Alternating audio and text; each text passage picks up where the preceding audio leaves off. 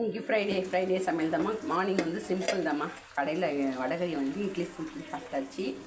மத்தியானம் வந்து சுட சாதம், அதுக்கப்புறம் சூடான ரசம், அதுக்கப்புறம் கத்திரிக்காய், சிகப்பு காராமணி, பச்சை வேர்க்கடலை எல்லாம் ஊற வச்சுட்டு காராமணியும் வேர்க்கடலையும் ஊற வச்சுட்டு வேக வச்சு பொரியல் பண்ணிட்டோம்மா. கூட கத்திரிக்காய் போட்டு சூப்பராக இருக்குமா. இது கூழ் ஊற்றலாம் செய்வோம்ல, அந்த மாதிரி பண்ணியிருக்கோம். ரொம்ப டேஸ்டியாக இருக்குமா, நல்லா பூண்டு சீரகம்லாம் போட்டு தாளிச்சாச்சு.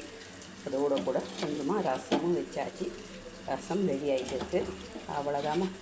சிம்பிள் சமையல் தான், ஆனால் நல்லா டேஸ்டியாக இருக்கும். சாம்பார் வந்துட்டு அதோட கூட கருக்கு முறுக்குன்னு சாப்பிட்றதுக்கு இதை ஓமப்பொடிமா, ஓமத்தில் பண்ண பெரிய ஓமப்பொடி, பெரிய சைஸில் இருக்க ஓமப்பொடி. அவ்வளோதாம்மா. சிம்பிள் அண்ட் டேஸ்டி சமையல் தான். யாருக்கெல்லாம் அந்த பொரியல் பிடிக்கும் அவங்களாம் அப்படியே சப்ஸ்கிரைப் பண்ணி லைக் பண்ணி ஷேர் பண்ணுங்கம்மா. பாய்.